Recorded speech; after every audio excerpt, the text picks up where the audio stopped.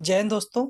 आज हम फिजिक्स का अपना एक लेसन शुरू करने वाले हैं, प्रकाश और प्रकाश की, लाइट एंड ऑप्टिक्स, जिसको मैं आपको विद एमसीक्यू के साथ जो भी क्वेश्चन अभी तक आए हैं एसएससी के एग्जाम्स में, विद एमसीक्यू के साथ उनके एक्सप्लेनेशन देने वाला हूं इस वीडियो को। तो आप ध्यान से देखिए और पूरे क्वेश्चनों को अटेम्प्ट कीजिए, क्योंकि ये आपके किसी भी एग्जाम में जिसमें भी लाइट से क्वेश्चन आते हैं और प्रकाश की ऑप्टिक्स से क्वेश्चन आते हैं, वो यहाँ से फंसेंगे जरूर कहीं ना कहीं। ठीक है, तो सभी हिंदी के क्वेश्चन रहेंगे। आपको पीडीएफ में प्रोवाइड कर दूंगा टेलीग्राम लिंक पर, आप वहां से जाके डाउनलोड कर लेना। डिस्क्रिप्शन में आपको लिंक दी जाएगी पीडीएफ की। तो क्वेश्चन वन आपके सामने है। आंखों में टोटल देखो 30 क्वेश्चन है, आपको 30 क्वेश्चन अटेम्प्ट अगर करेंगे तो कहीं ना कहीं समझ में आता है कि ये क्वेश्चन आपके एग्जाम में कहीं फंस सकते हैं। आंखों में प्रवेश करने वाले प्रकाश की मात्रा को किसके द्वारा नियंत्रित और विनियमित किया जा सकता है? तो आंखों में प्रवेश करने वाली जो प्रकाश की मात्रा है, इसको हम किसके द्वारा नियंत्रित कर सकते हैं? तो ये पुतली के द्वारा हम नियंत्रित कर सकते हैं प्रकाश की मात्रा को। अब देखो कैसे, उसके बारे में हम एक्सप्लेनेशन पढ़ते हैं। ये लिखा है नीचे कि लिखा है क्या कि पुतली जो है वो आंख में प्रवेश करने वाले प्रकाश की मात्रा को नियंत्रित करती है। आइरिस पुतली के व्यास और आकार को नियंत्रित करती है। कॉर्निया आंख का अगला भाग है, यह प्रकाश की आंख में प्रवेश करने की अनुमति देता है। तो कॉर्निया जो है वो आंख में प्रकाश को प्रवेश करने की अनुमति देता है। जबकि रेटिना आंख की स्क्रीन की सतह है, यह वस्तु का प्रतिबिंब बनाता है। तो रेटिना क्या बनाता है? वस्तु का प्रतिबिंब बनाता है। यह प्रकाश ऊर्जा को तंत्रिका संकेतों में भी परावर्तित करता है और मस्तिष्क को भेजता है। तो ये हमारे पहले क्वेश्चन का आंसर ऑप्शन नंबर सी हो जाएगा, और उसके बारे में जो डिस्कशन है वो यहाँ पर हमने कर लिया है। ठीक है, ऐसे ही सभी आपके सामने एक एक क्वेश्चन में लेता जाऊंगा और उनके आंसर के साथ आपको एक्सप्लेनेशन देता जाऊंगा। दूसरा क्वेश्चन है, एक मानक स्रोत के रूप में किसी अज्ञात स्रोत से निर्मित प्रकाश की तीव्रता को मापने के लिए किस उपकरण का प्रयोग किया जाता है? तो प्रकाश की तीव्रता को मापने के लिए हम किस उपकरण का दोस्तों प्रयोग करते हैं? तो ये हमारा है फोटोमीटर। आप देख सकते हैं, देखो एसएससी सीजीएल 2019 का सवाल है ना, प्री का। अब तो मेंस में भी जीके आने लगी है, तो उसमें भी पढ़ना पड़ेगा आपको। तो फोटोमीटर का हम प्रयोग करते हैं प्रकाश को तीव्रता को मापने के लिए। ठीक है, इसके बारे में जरा जानिए। देखो क्या है कि प्रकाश मापी, इसका उपयोग प्रकाश की तीव्रता को मापने के लिए किया जाता है, जिसको हम फोटोमीटर देखो कहते हैं। ठीक है, कैलिपर्स क्या चीज़ है? इसके बारे में दिया गया कैलिपर्स के बारे में। इसका उपयोग किसी वस्तु के आयाम को मापने के लिए किया जाता है, कैलिपर्स को। अमीटर क्या है? इसका उपयोग हम करंट मापने के लिए करते हैं, ये अमीटर। इसका उपयोग हम करंट मापने के लिए करते हैं, अमीटर का प्रयोग। और डायनेमोमीटर का प्रयोग किसी घूर्णन शाफ्ट द्वारा प्रेरित यांत्रिक बल या शक्ति को मापने के लिए हम डायनेमोमीटर का प्रयोग करते हैं।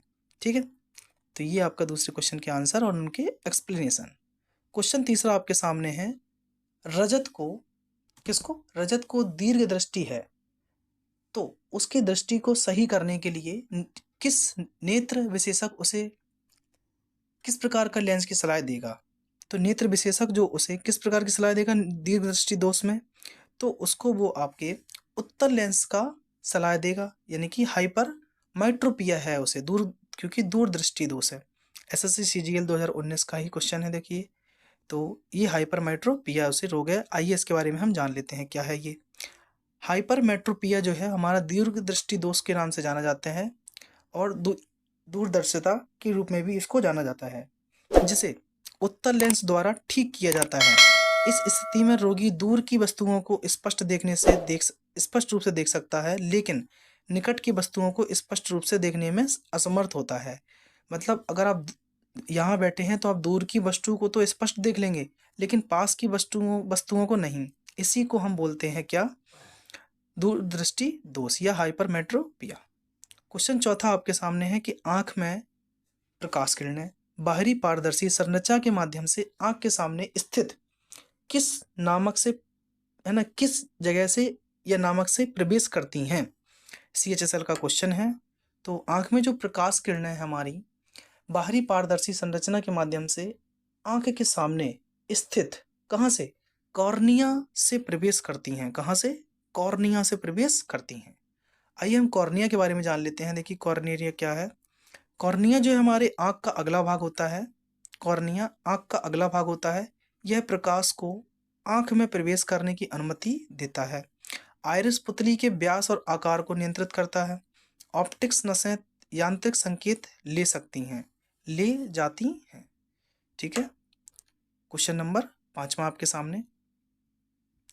5वें में लिखा है आपके सामने कि प्रेस बायोपिया जो होती है, इसको सही करने के लिए आमतौर पर किस प्रकार का लेंस प्रयोग किया जाता है। CHSL 2019 का ही क्वेश्चन है। तो प्रेस बायोपिया को ठीक करने के लिए हम बाईफोकल लेंस का प्रयोग करते हैं दोस्तों। किस तरीके का? बाईफोकल लेंस का प्रयोग करते हैं। आइए हम जानते हैं कि प्रेस बायोपिया क्या है एक्चुअली में।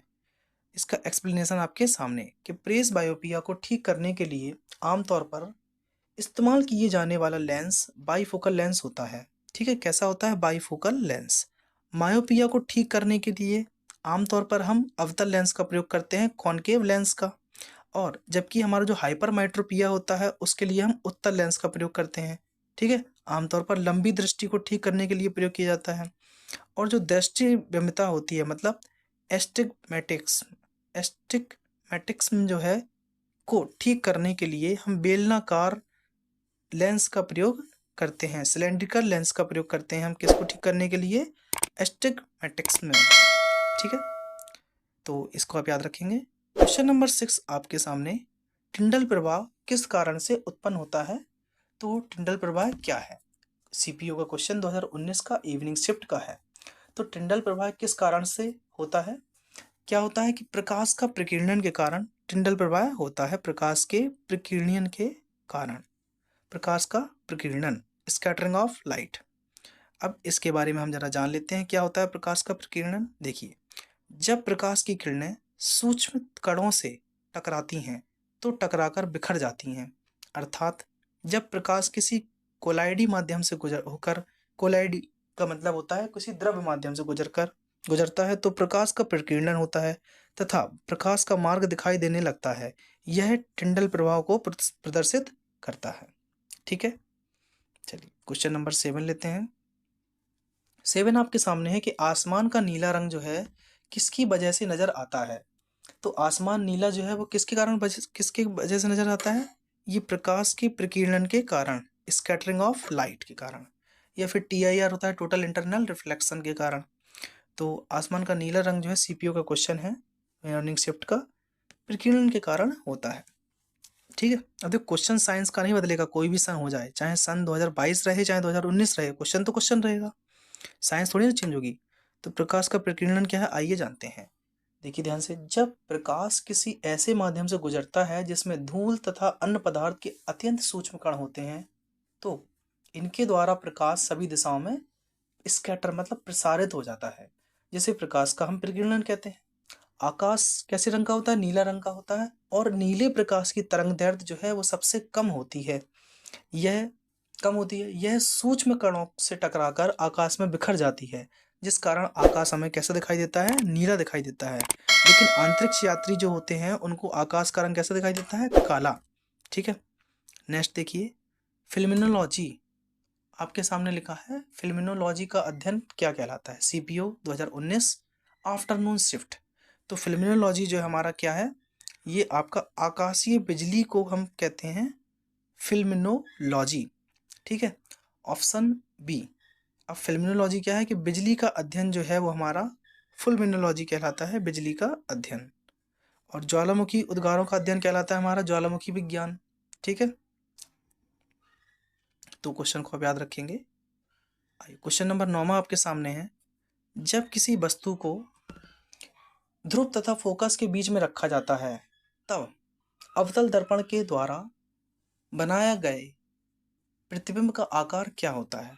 देखो, जब आप किसी भी वस्तु को हम ध्रुव जो है और फोकस के बीच में रखते हैं तो अवतल दर्पण के द्वारा कैसा प्रतिबिंब बनाया जाता है? तो अवतल दर्पण के द्वारा हमारा आवर्धित प्रतिबिंब बनता है। कैसा? आवर्धित प्रतिबिंब बनता है। देखिए, जब वस्तु अवतल दर्पण के ध्रुव और फोकस के बीच में रखी जाती है तो प्रतिबिंब हमेशा कैसा? आभासी, सीधा और बड़ा बनता है। याद रखना है आपको कि अवतल दर्पण के ध्रुव और फोकस के बीच रखी वस्तु के जो प्रतिबिंब है वो आभासी, सीधा और बड़ा बनेगा। क्वेश्चन नंबर 10 देखेंगे। तारों का टिमटिमाना, है ना, तारों का टिमटिमाना मुख्य रूप से किसके कारण होता है?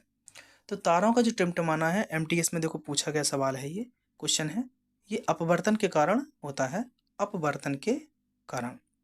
अब अपवर्तन क्या है देखिए, हवा के घनत्व में परिवर्तन के कारण तारे से आने वाले प्रकाश का लगातार अपवर्तन होता है, जिसके परिणाम स्वरूप तारे हमें कैसे दिखाई देते हैं, टिमटिमाते हुए दिखाई देते हैं।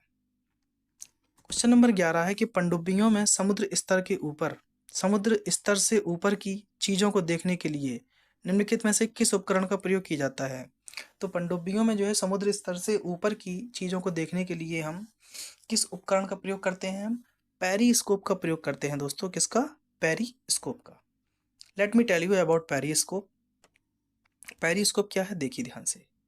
पेरिस्कोप का उपयोग पानी के नीचे या जलमग्न रहते हुए जहाजों के नेविगेशन के लिए किया जाता है। ओडोमीटर का प्रयोग किस लिए करते हैं हम? इसका प्रयोग ओडोमीटर देखिए, इसका उपयोग वाहन द्वारा तय की गई दूरी को मापने के लिए किया जाता है, ओडोमीटर का प्रयोग। नेक्स्ट आप देखो पायरोमीटर, क्या है? पाइरेलियोमीटर।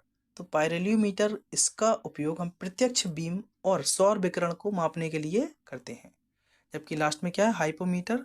तो हाइपोमीटर जो है हम हाइपर नापने के लिए करते हैं। ठीक है। क्वेश्चन नंबर 12 देखेंगे। एमटीएस का पूछा हुआ क्वेश्चन है 12वां क्वेश्चन, कि मरीज के दांत की बड़ी तस्वीर देखने के लिए दंत चिकित्सक किस दर्पण का प्रयोग करते हैं। तो मरीज की दांत हुई या आंख हुई या कान हुआ, इनको देखने के लिए हमारा डॉक्टर है वो अवतल दर्पण का प्रयोग करता है। ठीक है। एमटीएस का पूछा हुआ सवाल अवतल दर्पण का प्रयोग करेगा। इसकी एक्सप्लेनेशन देख लीजिए, आपके सामने ये लिखा है कि अवतल दर्पण का उपयोग बड़ा प्रतिबिंब और सीधा प्रतिबिंब बनाने के लिए किया जाता है, और इस कारण जो है वो दंत चिकित्सक हमारे इस लेंस का उपयोग दांतों के बड़े प्रोफाइल को देखने के लिए इसमें क्षय पता लगाने के लिए करते हैं। आगे लिखा है समतल दर्पण का प्रयोग किस लिए होता है। समतल दर्पण एक समतल परावर्तक सतह वाला समदर्पण होता है। समतल दर्पण से टकराने वाली प्रकाश किरणों के लिए अब परावर्तन कोण कैसा? परावर्तन कोण आपतन कोण के बराबर होता है। नेक्स्ट है उत्तल दर्पण।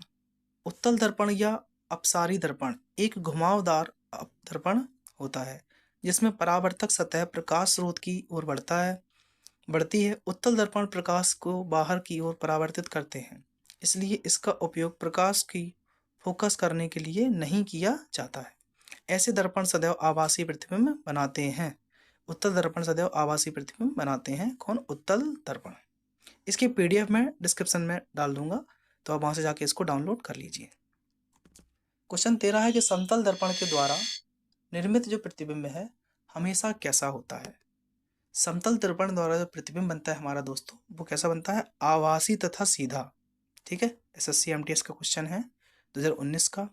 समतल दर्पण द्वारा प्रतिबिंब का जो बनना होता है वो होता है आभासी और सीधा, इरेक्ट। आइए हम जानते हैं इसके बारे में। समतल दर्पण प्रतिबिंब की विशेषता है आभासी और सीधा प्रतिबिंब दर्पण के पीछे बनता है।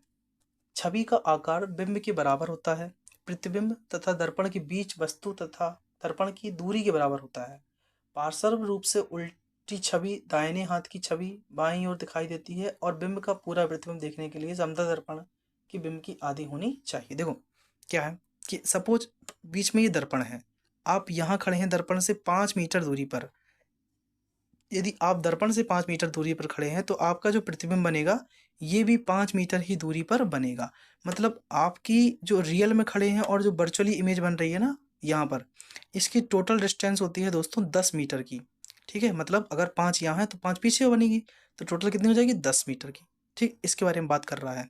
और यदि आपको किसी दर्पण में देखना है, सपोज आपके पास 10 मीटर का दर्पण है, 10 मीटर का, ठीक है, तो आपकी लंबाई क्या है? इस दर्पण से आपकी लंबाई दर्पण से दुगनी अगर है ना 20 मीटर, तो कह रहा है कि देखो पूरा प्रतिबिंब देखने के लिए समतल दर्पण बिंब के आधी होना चाहिए। जो आपका ये है ना, आप जो खड़े हैं सामने, आपसे आधी होनी चाहिए दर्पण की लंबाई। ठीक। क्वेश्चन नंबर 14 आपके सामने, आंख का वह हिस्सा जो तंत्रिका संकेतों में किसी वस्तु की छवि के रूपांतरण के लिए जिम्मेदार है। एसएससी सीपीयू का क्वेश्चन है, तो आंसर दीजिए इसका। तो आंख का जो वह हिस्सा है जो कि तंत्रिका संकेतों की वस्तु की छवि के रूपांतरण के लिए जिम्मेदार होता है वो कहलाता है हमारा, क्या कहलाता है, आई, उसको हम कहते हैं रेटिना। ठीक है, क्या कहते हैं, रेटिना। आइए रेटिना के बारे में जानते हैं कि रेटिना का जो उद्देश्य उस प्रकाश को प्राप्त करना है जिसे लेंस ने केंद्रित किया है। रेटिना किसी वस्तु की छवि को तंत्रिका संकेतों में बदलने के लिए जिम्मेदार है, मतलब छवि को बदलता है संकेतों में। इसमें ऊतक की एक पतली परत होती है जो आंख के पिछले हिस्से को अंदर की ओर खींचती है और यह ऑप्टिक तंत्रिका के पास स्थित होती है।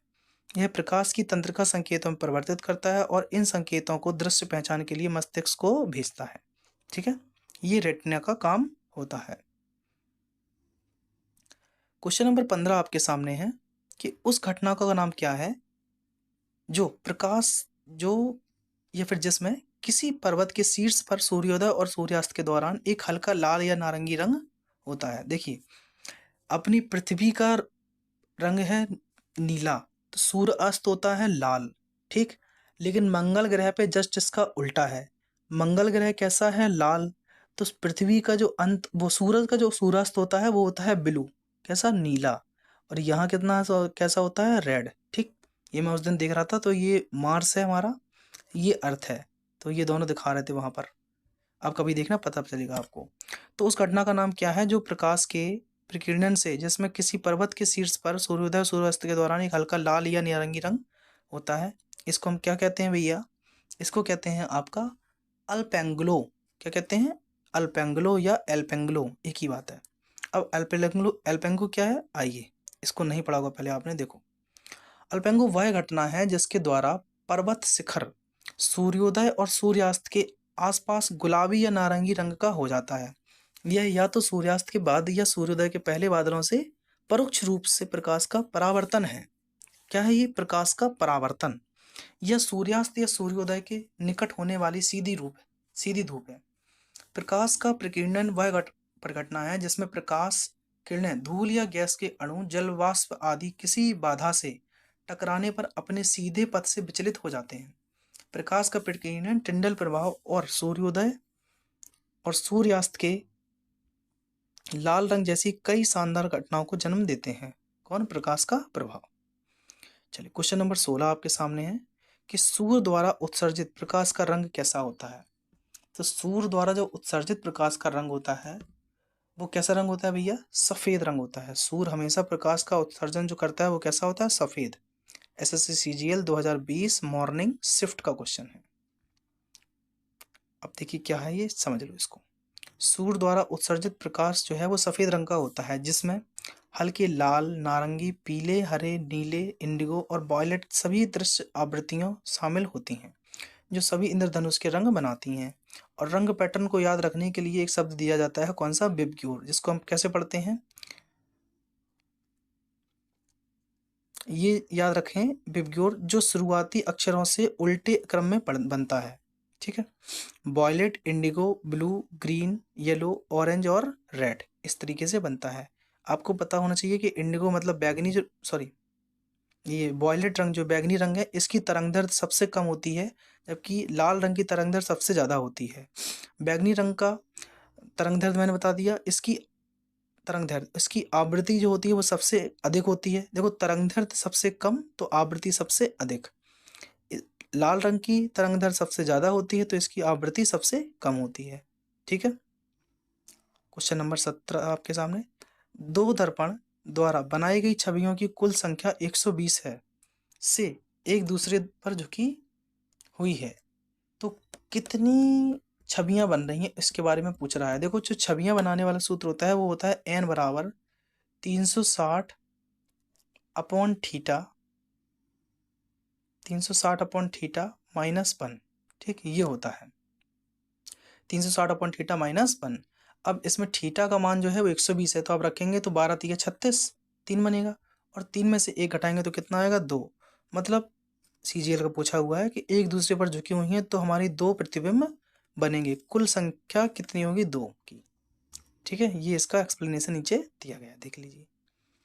क्वेश्चन 18 आपके सामने है, निम्नलिखित में से इसका अपवर्तनांक क्राउन ग्लास के सबसे निकट है। सीजीएल 2020 का क्वेश्चन।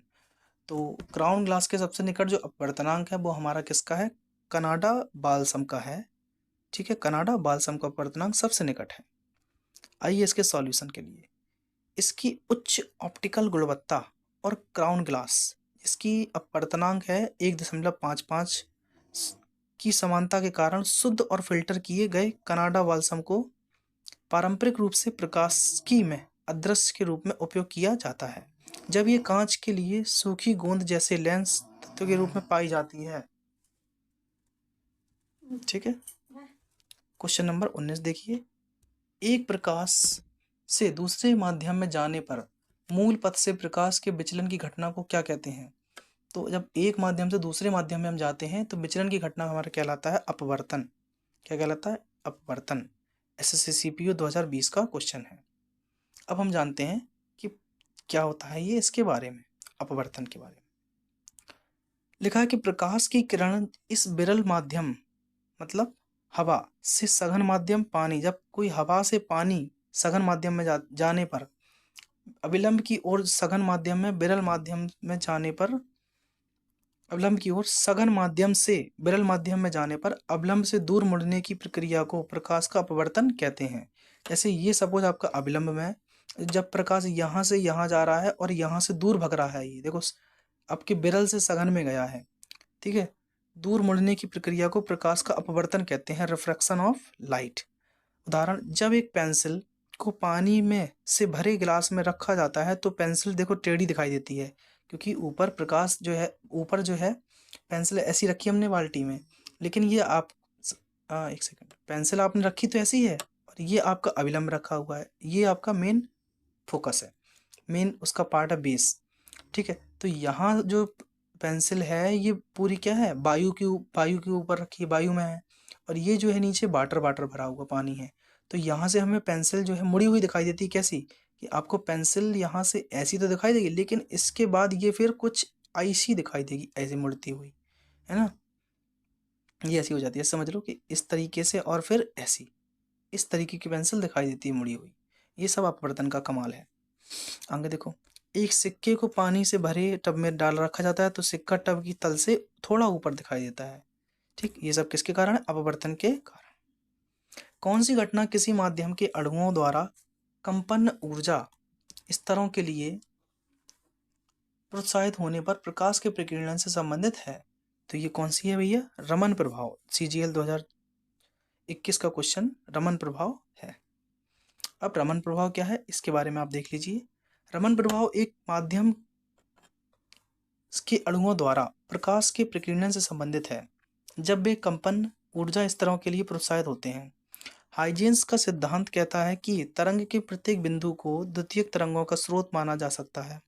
मैक्सवेल प्रभाव विद्युत चुंबकीय प्रेरण की एक घटना है जिसमें एक विद्युत आवेश एक सोलेनॉइड के पास, जिसमें धारा में धीरे धीरे परिवर्तन होता है, एक विद्युत प्रवाह बल EMF इलेक्ट्रोमोटिव फोर्स महसूस करता है, भले ही चुंबकीय क्षेत्र व्यवहारिक रूप से अंदर और बाहर शून्य हो।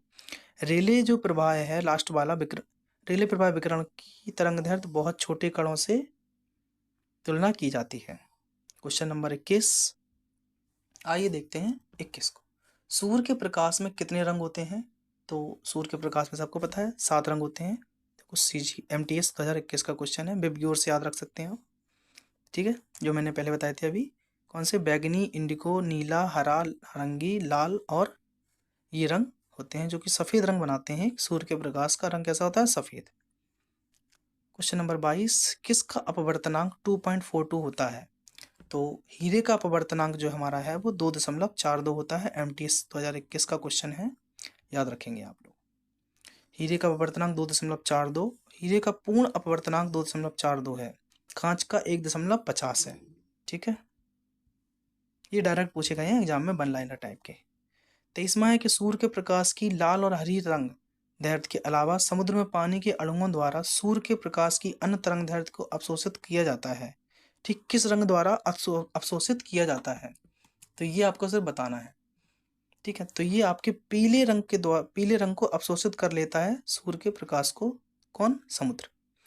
सूर्य के प्रकाश की लाल और हरी तरंग जो है तरंग दैर्घ्य के अलावा पीली धूप की तरंग दैर्घ्य समुद्र में पानी के अणुओं द्वारा अवशोषित की जाती है। बहुत बार पूछा गया ये समुद्र जो है सूर्य की किस रंग को, सूर्य की किरणों के किस रंग को अवशोषित कर लेता है, तो पीले रंग को।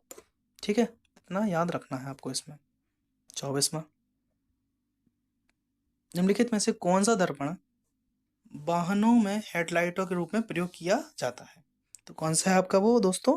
अवतल दर्पण जो है वाहनों की हेडलाइट में प्रयोग किया जाता है, और साइड वाले दर्पणों में उत्तल दर्पण होता है जो साइड में लगे होते हैं।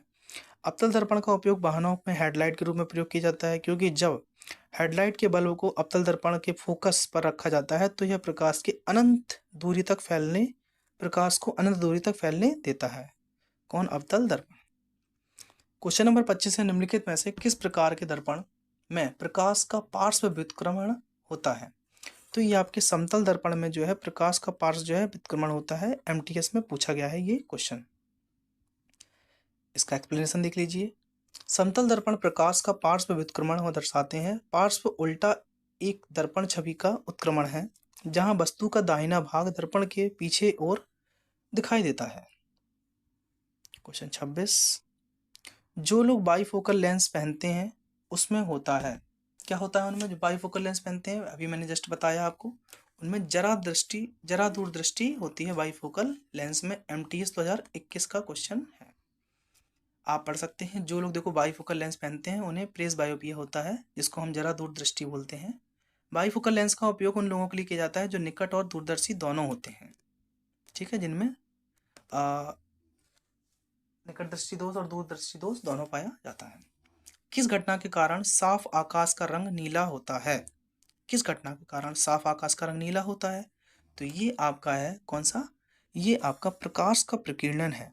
क्या है? प्रकाश का प्रकीर्णन, इसके कारण आकाश का रंग नीला होता है। एमटीएस 2021 का क्वेश्चन है, देख लीजिए। प्रकाश का प्रकीर्णन की घटना के कारण आकाश स्पष्ट नीला दिखाई देता है। रमन प्रकीर्णन, प्रकाश का प्रकीर्णन की खोज के लिए रमन जी को, किसको? सीवी रमन को 1930 में भौतिकी में नोबेल पुरस्कार से सम्मानित किया गया था। टिंडल प्रभाव कोलाइडी कणों द्वारा प्रकाश के प्रकीर्णन की प्रघटना है। क्वेश्चन नंबर 28 दोस्तों, पर्दे पर बनने वाले प्रतिबिंब को कैसा प्रतिबिंब कहते हैं, जबकि समतल दर्पण से बनने वाले प्रतिबिंब को ऐसा प्रतिबिंब कहते हैं? तो एमटीएस पूछा गया देखो 2021 में। तो देखो, जो पर्दे पर प्रतिबिंब बनता है वो हमारा वास्तविक प्रतिबिंब होता है, जबकि समतल दर्पण से जो बनने वाला प्रतिबिंब होता है वो आभासी प्रतिबिंब होता है। तो हमारा ऑप्शन नंबर 1 करेक्ट आंसर हो जाएगा इसका। ठीक है, देख लीजिए, यही सब इसमें लिखा है। एलईडी का पूर्ण रूप पूछा गया देखो, तो एमटीएस में ही। तो एलईडी का पूर्ण नाम क्या होता है? Light emitting diode. Light emitting diode, सरल सा है, लगा लेंगे आप। देखो, एलईडी जो है वो पूर्ण प्रकाश उत्तेजक डायोड में इलेक्ट्रॉनिक्स में एक अर्धचालक उपकरण जो विद्युत प्रवाह में सीधा चार्ज होने पर अवरक्त या दृश्य प्रकाश का उत्सर्जन करता है, ये एलईडी कहलाता है, light emitting diode. Last question, question number 30, myopia को किस नाम से जानते हैं? तो देखो, हाइपरमेट्रोपिया को हम दूरदृष्टि के नाम से जानते हैं, लेकिन मायोपिया को हम किसके नाम से जानते हैं? निकट दृष्टि दोष के नाम से जानते हैं। क्योंकि कितनी बार आया है, फिर से एमटीएस 2021 में आ गया है। ठीक है, तो ये 30 क्वेश्चन हैं, आप इनको एक बार रिवीजन करना, पढ़ लीजिए। देखो, मायोपिया को निकट दृष्टि के रूप में जाना जाता है। मायोपिया को माइनस या आकार में अवतल लेंस वाले चश्मे या कॉन्टैक्ट लेंस द्वारा ठीक किया जाता है, जबकि जो प्रेस बायोपिया होता है, दृष्टि वैषम्य को ठीक करने के लिए हमें बेलनाकार लेंस का प्रयोग करना चाहिए। और जो प्रेस बायोपिया है, अच्छा ये दृष्टि वैषम्य है, और इसमें हम बेलनाकार, और प्रेस बायोपिया में आप द्विफोकल लेंस का प्रयोग करते हैं। ठीक है, दूरदर्शिता को ठीक करने के लिए हम चश्मे में उत्तल लेंस का प्रयोग करते हैं। तो ये सभी 30 क्वेश्चन दोस्तों हो गए आपके कंप्लीट। Thanks for watching. हम मिलेंगे आपसे फिर किसी नए वीडियो में, और अपना ख्याल रखें। ठीक है दोस्तों, इसकी पीडीएफ डाउनलोड कर लेना, आपको डिस्क्रिप्शन बॉक्स से मिल जाएगी। ठीक है, जय हिंद।